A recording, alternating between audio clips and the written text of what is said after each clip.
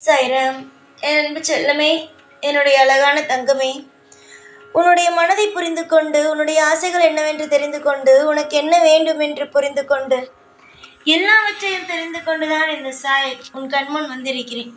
காரணம் இல்லாமல் நான் யாரையும் வந்து சந்திப்பது கிடையாது. இன்று நான் உன்னை சந்திக்கிறேன் என்றால் அதற்கு முக்கியமான காரணங்கள் உண்டு. என்னுடைய பிள்ளை எப்பொழுதும் சிரித்து முகத்தோடு இருக்க வேண்டும். இப்பொழுது கூட ஏதாவது ஒன்றை பார்த்து விட்டால் ஆனால் உடனடியாக அழுகிறார். ஏதோ ஒரு ஞாபகங்கள் வருகிறது, ஏதாவது ஒரு விஷயத்தை பார்க்கிறார், இல்லை ரோட்டில் நடந்து கொண்டே இருக்கும் பொழுது ஏதோ ஒன்று பார்க்கிறார், ஏதோ ஒரு இடத்தை பார்க்கிறார் என்றாலும் உடனடியாக பழைய ஞாபகங்கள் எல்லாம் வந்து உன்னை வாட்டி வதைக்கிறது. உன்னுடைய மனதில் இருக்கும் ஒவ்வொரு விஷயங்களையும் நன்றாக ஆராய்ந்து தெரிந்து வைத்திருக்கிறேன். நீ அப்பப்போ சொல்வ, என்னுடைய மனதை நீ புரிந்து கொள்ளவில்லை, என்னுடைய மனமானது உனக்கு தெரியாது, புரியாது, நீ என்னை புரிந்து கொள்ளவே இல்லை சாயி. உன்னை நான் என்னவோ என்று நினைத்தேன், நீ எல்லா விஷயத்தையும் சரி செய்வாய், என்னுடைய வாழ்க்கையில் இருக்கும் கஷ்டங்கள் அனைத்தையும் தீர்ப்பாய் என்று நான் நினைத்தேன். ஆனால் பார் சாயி, என்னுடைய வாழ்க்கையில் இருக்கும் ஒரு கஷ்டத்தை கூட நீ தீர்க்கவே இல்லை என்று. அம்மா, உன்னுடைய வாழ்க்கையில் இருக்கும் அனைத்து கஷ்டங்களையும் தீர்ப்பதற்குத்தான் ஓடோடி வந்தேன். என்னுடைய பிள்ளையுடைய கஷ்டத்தை தீர்ப்பதை விட எனக்கு வேறு எந்த ஒரு பெரிய வேலையும் கிடையாது. என்னுடைய பிள்ளைகள் எப்பொழுதும் நீண்ட ஆயுளுடனும் சிக்குப்பிணி இல்லாத வாழ்க்கையுடனும் அவர்கள் கேட்டதும் அது மட்டும் அல்லாமல் திருப்தியான ஒரு வாழ்க்கையை, அவர்கள் இது நிறைந்த ஒரு வாழ்க்கையை அவர்கள் வாழ வேண்டும் என்பது மட்டும் என்னுடைய எண்ணம். என்னுடைய எண்ணம் ஆனது நிச்சயமாக நடக்கும் அல்லவா? ஒன்று தெரியுமா? நீங்கள் நினைப்பதை எல்லாம் விட நான் நினைப்பது கட்டாயமாக நடக்கிறது. ஏனென்றால் நான் தானே உன்னுடைய தலையெழுத்தையே எழுதியவன். அப்படி நான் இதெல்லாம் செய்ய போகிறேன், இந்த விஷயத்தை எல்லாம் உனக்காக செய்ய போகிறேன் என்று சொல்கிறேன். ஆனாலும் நீ ஏதாவது நம்புகிறாயா? சாய், நீ செய், நான் நம்புகிறேன் என்பாய். அடுத்த விஷயம் சொல்வாய், நீ பேசுகிறாயே தவிர எதுவுமே எனக்காக நீ செய்யவில்லை என்பாய். நான் பேசுகிறேன், ஆனால் எதுவும் செய்யவில்லை என்பது உனக்கு எப்படி தெரியும்? இப்பொழுது நான் உனக்காக தான் சொன்னேன், அம்மா உனக்காக நான் இதெல்லாம் செய்ய போகிறேன், இந்த விஷயத்தை எல்லாம் உன்னுடைய வாழ்க்கையில் நடத்தப் போகிறேன் என்று. அப்படி என்றால் இது எல்லாம் உன்னுடைய ஆசைகள் தானே? அப்படி இருந்தால் இதுவும் என்னுடைய ஆசைகள் தானே? கண்டிப்பாக நீ ஆசைப்பட்டது போலவே உன்னுடைய வாழ்க்கையில் பலவிதமான அற்புதத்தை அனுபவிப்பாய். நீ தொலைந்த ஒவ்வொரு விஷயத்தையும் நினைத்து கவலைப்படுகிறாய். ஆனால் நீயோ ஒரு விஷயத்தை கூட நினைத்து பயப்பட வேண்டாம். நீ ஆசைப்பட்டு வைத்திருப்பதை விட உன்னுடைய வாழ்க்கைக்காக நான் ஆசைப்பட்டு வைத்திருப்பதுதான் அதிகம். நீ என்னுடைய பிள்ளை. ஒவ்வொரு கணமும் என்ன தேவைப்படும், உன்னுடைய வாழ்க்கையில் என்ன தேவைப்படாது என்று நான் நன்றாக தெரிந்து வைத்திருக்கிறேன்.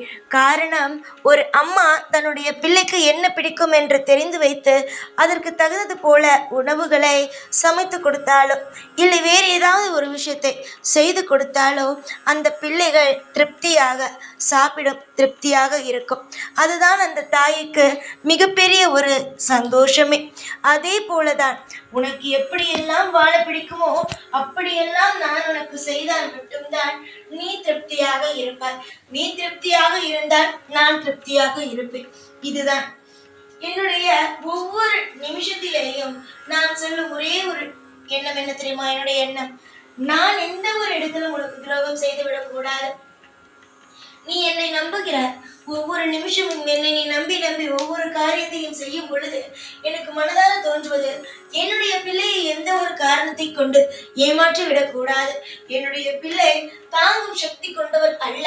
எதை இருந்தாலும் மனதை பாரத்தோடு வைத்து அதோடு எல்லாம் முடிந்தது என்று நினைத்து ஒரு வாழ்க்கையை அழுது வாழ பிள்ளை. என்னுடைய பிள்ளைக்கு கஷ்டமான ஒரு விஷயத்தை கொடுத்து விடவே கூடாது. அவள் ஆசைப்படுகிறாளா, அவளுக்கு தகுந்தது போலவே அதை மாற்றி கொடுக்க வேண்டும். இது மட்டுமே தான் என்னுடைய எண்ணமாகவே இருக்கிறது. அப்படி இருக்கும் ஒரு அப்பாவுக்கு நீ என்ன சொல்கிறாய்? சாய் எதுவும் எனக்காக செய்யவில்லை, சாய் என்னை கண்டுகொள்ளவில்லை, சாய் என்னை பார்க்கவில்லை என்று நீ சொல்கிறாய். சாய் உன்னை பார்க்கிறேன், உனக்கு தேவைப்படுவதை செய்கிறேன். ஆனால் ஏன் உனக்கு புரியவில்லை? எல்லாவற்றையும் புரிந்து கொள்ளம்மா.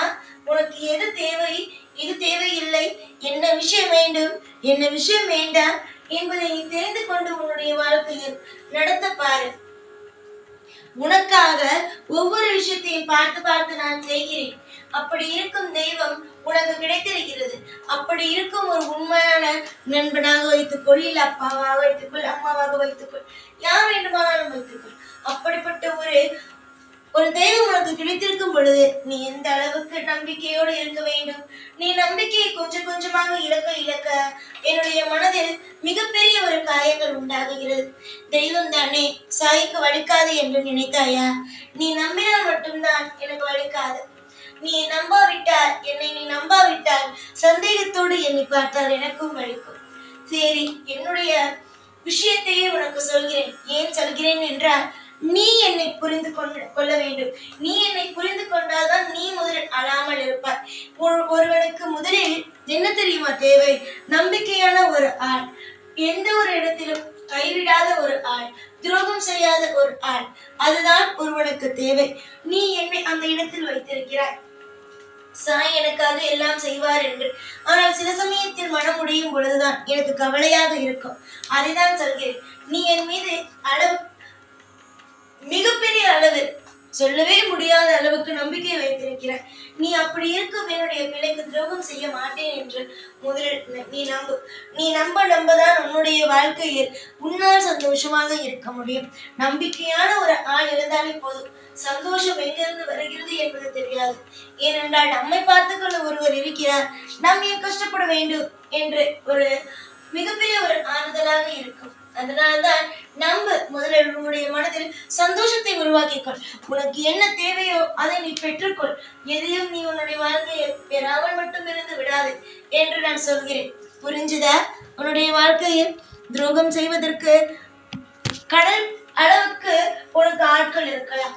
ஆனால் அந்த கடலையே உருவாக்குனது நான் தான். அந்த கடலை உருவாக்குனவன் உன்னோடு இருக்கும் பொழுது துரோகிகள் எத்தனை பேர் இருந்தால் உனக்கு என்ன? கவலைகள் எத்தனை இருந்தால் உனக்கு என்ன? கவலை என்பது ஒவ்வொரு நாளும் புதிதாக வரும். ஒன்று சொல்லவா, நீ ஒரு விஷயத்தை ஆசைப்படுகிறாய், அது உனக்கு கிடைத்து விட்டது. மறுநாள் விட்டு வெளியே போகும் பொழுது யாரோ ஒருவன் உன்னை சம்பந்தமே இல்லாம திட்டுவான். ஆனால் அதை நினைத்து கவலைப்பட்டு ஒரு வாரம் அப்படியே உட்கார்ந்திருப்ப. இது எல்லாமே வாழ்க்கையில் ஒவ்வொரு நிமிஷமும் நடக்கக்கூடிய ஒன்றுதான். கவலைகளானது இருந்து கொண்டே இருக்கும். அதை அடியோடு விரட்டுவது யார் கையில் உள்ளது? உங்கள் கையிலேயே உள்ளது. அதனால் உங்கள் கையில் இருக்கும் பொறுப்பை நீங்கள் பார்க்க வேண்டும். அதையெல்லாம் மனதுக்குள் வைத்துக்கொண்டு உங்கள் கையில் இருக்கும் ஒரு விஷயத்தை நீங்களே புரிந்து கொள்ளாமல் தெய்வம் தான் செய்தது, தெய்வம் எனக்கு தவறு செய்து விட்டது என்று சொல்வது மிகவும் தவறு. உனக்கே தெரியும், சந்தோஷமும் நிம்மதியும் வெளியே தேட முடியாது. அது உங்களுக்குள் இருப்பது, உங்களுடைய வாழ்க்கையில் இருப்பதுதான் சந்தோஷமும் எல்லாமே. அந்த சந்தோஷமும் எல்லா விஷயத்தையும் வெளியே தேடினால் கிடைக்காது. அதே மாதிரிதான் இதுவும். கவலையா தூக்கி போடு, அதை தேக்கி வைத்தால் தானே கவலையை கொடுக்கும். கவலை வேண்டாம். நடப்பது உனக்கு எல்லாமே திருப்தியாகவே நடக்கும். உன்னுடைய வாழ்க்கையை பலர் சேர்ந்து திட்டம் போடலாம், செய்வனை செய்யலாம். பில்லி சூனியம் ஏவல் இந்த மாதிரியான தேவையே இல்லாத விஷயங்களை உன்னுடைய வாழ்க்கையை செய்யலாம், செய்திருக்கலாம், இல்லை செய்வதற்கான திட்டங்களை கூட போடலாம். ஆனால் எல்லாவற்றையும் முறியடித்து உன்னுடைய வாழ்க்கையை ஒரு பாதுகாப்பு வளையத்தில் வைத்திருக்கிறேன். யார் செய்தாலும் உனக்கு தப்பான ஒரு விஷயம் செய்கிறார்களா, அது அப்படியே அவர்களுக்கு தான் திரும்புமே தவிர உனக்கு திரும்பாது. நம்பிக்கையோடு இருங்கள். எல்லா நேரத்திலேயும் உன்னுடைய வாழ்க்கையில் நீ படும் கஷ்டங்கள் அனைத்திற்கும் நான் ஒரு விடுதலை கொடுப்பேன். நீ படும் ஒவ்வொரு நாளுக்கும் நான் நிச்சயமாகவே அற்புதத்தையும் அதிசயத்தையும் நான் நிகழ்த்துவேன். அம்மா, நீ நல்ல பிள்ளை. உன்னுடைய வாழ்க்கையில் காலம் முழுவதும் கஷ்டத்தோடு இருப்போம், எப்பொழுதும் கவலையோடு இருப்போம் என்று எப்பொழுதும் எதிர்மறையான சிந்தனைகளை எப்பொழுதும் உன்னுடைய வாழ்க்கைக்கு கொடுத்து கொண்டே இருக்காது. நேர்மறையான விஷயங்களை மட்டுமே யோசியுங்கள். நேராகவே எல்லா விஷயத்தையும் பாருங்கள். நாளுக்கு நாள் ஒவ்வொரு விஷயத்திலேயும் நம்பிக்கையை வையுங்கள். உங்களுக்கு என்ன தேவையோ அது நிச்சயமாக நானே செய்து கொடுப்பேன். உங்களுடைய எதிர்பார்ப்புகள் கண்டிப்பாகவே நடத்தியும் நான் வைப்பேன். எப்பொழுதும் எல்லா நாளும் உங்கள் கூடவே இருந்து உங்களை வாழ வைப்பேன். இந்த சாய்நாள். ஓம் சாய்ராம்.